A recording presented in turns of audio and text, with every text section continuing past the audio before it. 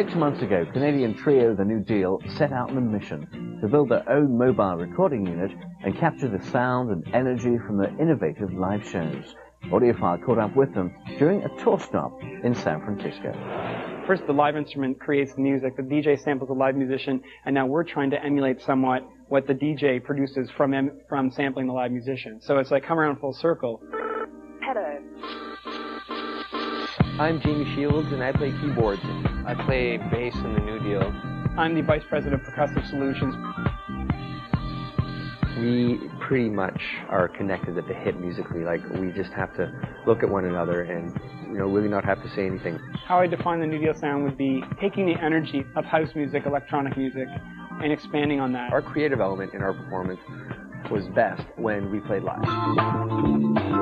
So we decided to try and capture that. We had recorded about 60 shows from our winter and spring tour, which was ended up being about 120 hours of music. We learned a lot of things along the way, everything from like how we mic the drums, because that's a huge thing. Is because you're dealing with house music is very precise, perfect, tonally, sonically, everything's perfect. To be able to recapture that in a live setting was a bit of a task.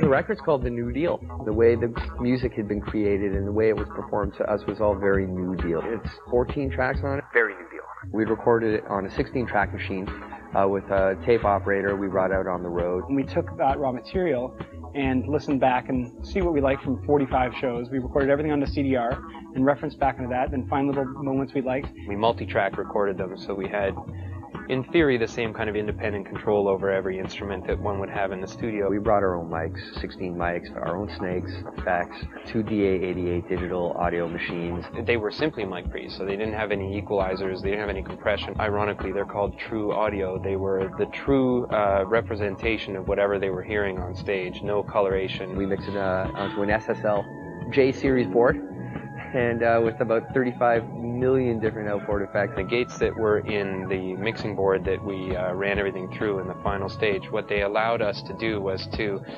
isolate as best as possible the sounds that we wanted to actually retain from any given track and get rid of a lot of unwanted noise. We transferred a lot of the music that we liked into either Pro Tools or Digital Performer. The audio interface that you can connect to this allows you to do is to work in higher sampling rates and greater bit depths. We used the effects and all the plugins to our best advantage towards the end, making it tasteful, but also making it, pushing the envelope a little bit. What I'm actually doing here right now is the 2 mix of all the instrumental that was already done and as a safety, and then the new vocals I'm affecting in any number of ways, including using the plugin that made Cher $1 million, which is this one right here, which is called the Antares Auto Tuner. It is, in theory, a studio in a box.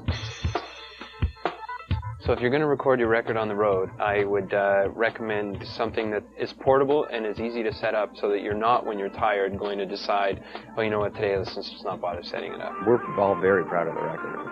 We think it's a great record, and we think we succeeded in what we set out to do. Make music, don't just spin it. And here's the end result. The New Deal's stunning 12-track high-octane CD, The New Deal on Jive Records, and the band launched their 2002 North American tour early this year. Now, here's a look at what's coming up on the next Audiophile. Next week on Audiophile, hear the history of hip-hop from the Godfather himself, Grandmaster Flash. That's it for this edition of Audiophile, but if there's anything you missed on the show, you can go to our website, techtv.com/audiophile, and while you're there, be sure to check out our all-new comprehensive guide to free downloadable audio software. Free. And those emails, we love them. So please keep them coming. Our email address is audiophile@techtv.com. And that's the end of the show. Thanks for watching.